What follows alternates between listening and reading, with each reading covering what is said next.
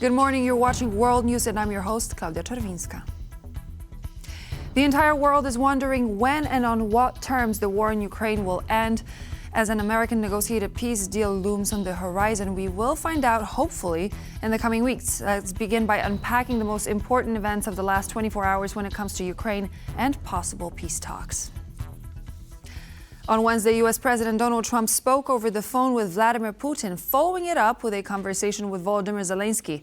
Trump said that Ukraine is unlikely to get all its land back and the country's accession to NATO would not be practical. No, we had a great call, and it lasted for a long time, over an hour this morning. I also had with President Zelenskyy a very good call after that. And I think we're on the way to getting peace. I think President Putin wants peace, and President Zelenskyy wants peace, and I want peace. I just want to see people stop getting killed. I think when the war ends, one thing he was very strong about, if it ends, he wants it to end. And that's President Putin said that. He wants it to end. He doesn't want to end it and then go back to fighting 6 months later. We talked about the possibility, I mentioned it, of a ceasefire so we can stop the killing. And I think we'll probably end up at some point getting a ceasefire in the not too distant future. European defense ministers are convening in Brussels today for a NATO meeting focused on boosting national military spending targets. But the elephant in the room will be the news that came in overnight that the U.S. may have brokered the beginning of a potential ceasefire talks between Ukraine and Russia, which is why most of the press poll at NATO headquarters was most interested in comments from U.S. Defense Secretary Pete Hegseth. My role as a representative of the United States is to speak realistically about the course of that conflict.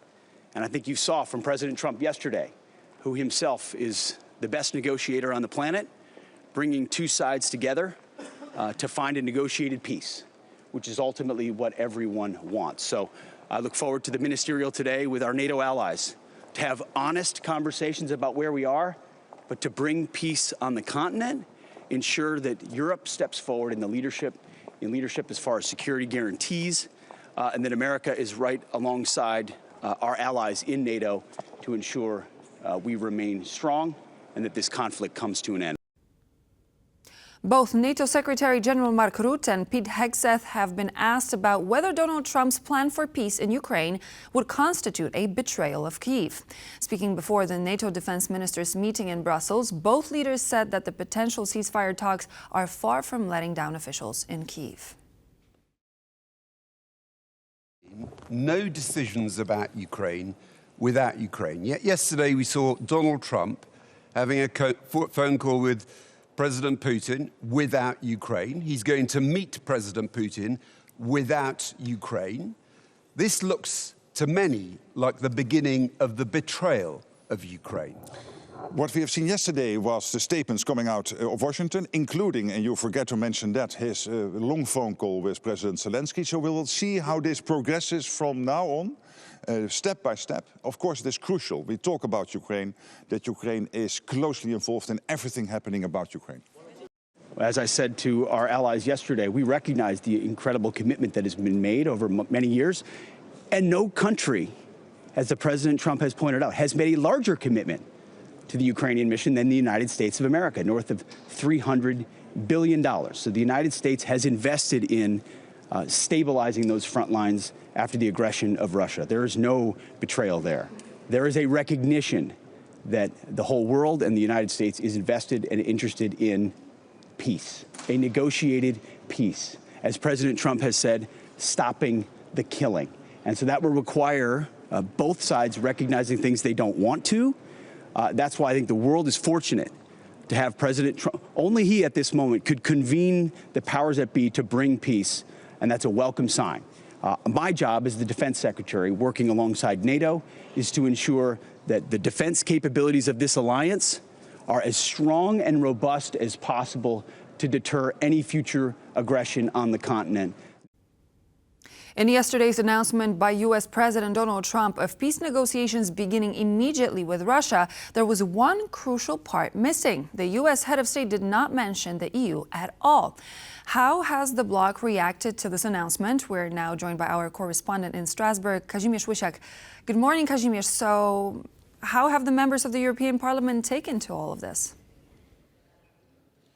Good morning, Claudia. Well, everybody here was, I think, just as shocked as we are at late last night's sudden announcement by US President Donald Trump that the peace negotiations with Russia will have begun immediately. But like you said, there was a major omission there that, well, the European Union hasn't been mentioned at all in the announcement. And that is, of course, a major cause for concern for everyone here at the European Parliament in Strasbourg.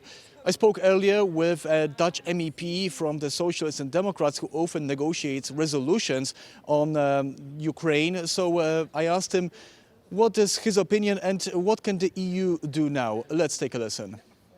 I hope for an emergency European Council. I hope for leaders of the European 27 governments, the Polish presidency, to step up and to really show what Europe as we know it is worth to us. Because that is what is at stake. That is what is at stake if we leave the business to someone who clearly got crazy and is not acting on behalf of the free world. The free world is now Ukraine. We said many times that there is a lot of expectations when it comes to Poland in the European Union, as Poland has taken over the presidency and the Council of the EU. So let's listen to what Polish Prime Minister Donald Tusk had to say to this announcement by the US President. All we need is peace, a just peace. Ukraine, Europe and the United States should work on this together. The Polish Prime Minister said together, we need to act together, and the announcement by the US President is no indication that he wants to do all of this with the European Union in mind. So we are now left wondering what the EU's reaction will be to all of this, and can the European Union get a seat at the table? Everybody here wants that to happen, but whether that will be the case, we just have to wait and see. Back to you in the studio. Thank you so much. That was Kazimierz Łysiak live from Strasbourg. Donald Trump has said he doesn't think Ukraine's membership in NATO is practical. Speaking from the Oval Office on Wednesday, Trump echoed U.S. Defense Secretary Pete Hegseth, who also called Ukraine's accession to NATO unlikely. Trump went on to discuss his potential negotiations with Vladimir Putin and announced that he will meet the Russian leader, most likely in Saudi Arabia. I don't think it's practical to have it, personally. I know that our new Secretary of Defense, who's excellent, Pete, made a statement today saying that he thinks it's unlikely or impractical. I think probably that's true. I think long before President Putin, they said there's no way they'd allow that. I'll be dealing with President Putin largely on the phone, and we ultimately expect to meet. In fact, we expect that he'll come here and I'll go there, and we're going to meet also probably in Saudi Arabia. The first time we'll meet in Saudi Arabia, see if we can get something done. While in Kyiv, U.S. Treasury Secretary Scott Bessent told reporters that the rare earth mineral deal between the United States and Ukraine would provide Kyiv with a post-war security shield. President Zelenskyy revealed that he hoped the two sides can reach an agreement later this week. We very much want it because the United States of America are our main partners. They are our strategic partners. We will do everything to review all details of the document. We will do everything to do it before the Munich conference because we don't want to lose time. The United States and Ukraine, we have shared values, we have shared security, and we would like to further intertwine our shared economics, and we believe that this is an important signal to the world, to the Russian leadership, that we stand together, and by increasing our economic commitment through a partnership with the government and the people of Ukraine, that it will provide, once this conflict is over, it will provide a long-term security shield for all Ukrainians. I believe that this document is important in terms of President Trump's vision for solving this conflict quickly. We believe that it provides the further guarantees for the Ukraine people of American assistance.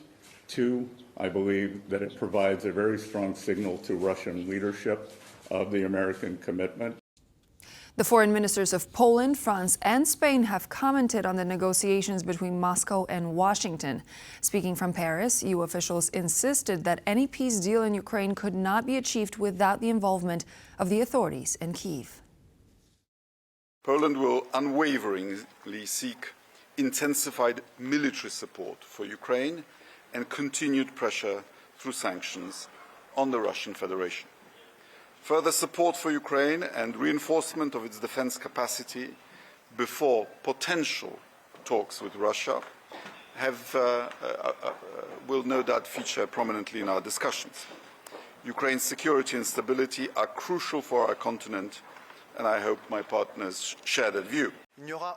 There will be no just and lasting peace in Ukraine without the participation of the Europeans, whether it be within NATO, alongside NATO, or in addition to NATO. For peace to be lasting, that is to say, for us not to go back 10 years with a ceasefire that has been violated 20 times before opening the way to a large-scale invasion of Ukraine, then Europeans will have to be able to provide their support. And the Europeans will not be able to provide their support if they are not involved in the discussion in one way or another. Nothing can be decided about Ukraine without Ukraine, and nothing can be decided about European security and Russian aggression in Ukraine, which clearly affects European security, without Europe. Following European foreign ministers' reactions to Washington's stance on Ukraine, Kaja Kallas, the EU's top foreign relations official, shared her thoughts on the matter in a social media post on X. We are ready to enhance our support for Ukraine. We commit to its independence, sovereignty, and territorial integrity in the face of Russia's war of aggression. We share the goal to keep supporting Ukraine until a just, comprehensive, and lasting peace is reached. A peace that guarantees the interests of Ukraine and our own. We are looking forward to discussing the way ahead together with our American allies. Our shared objectives should be to put Ukraine in a position of strength. Ukraine and Europe must be part of any negotiations. Ukraine should be provided with strong security guarantees. A just and lasting peace in Ukraine is a necessary condition for a strong transatlantic security. We recall that the security of the European continent is our common responsibility. We are therefore working together to strengthen our collective defense capabilities. An overnight Russian drone strike damaged port infrastructure in Ukraine's Odessa region. Local emergency services and officials have said the attack resulted in one person being wounded, but the individual's condition has not been disclosed. The Ukrainian military reported that Russia launched a total of 140 drones overnight, targeting various sites across the country. The Ukrainian Air Force successfully shot down 85 of the incoming UAVs, while 52 were reportedly neutralized by electronic countermeasures before reaching their intended targets. On Thursday, Moldovan President Maia Sandu said that Russian drones violated Moldova's airspace, with two UAVs later exploding in its soil. Russia's war in Ukraine crossed into Moldova again. Shahed drones violated our airspace, two exploded on our soil, putting Moldovan lives at risk. Russia respects no borders, attacks civilians, spreads terror. Its war in Ukraine is criminal. Leave us, peaceful nations, alone. And so this marks the end of our broadcast, but please do stay tuned. Back in just a moment here on TVP World with more news and features.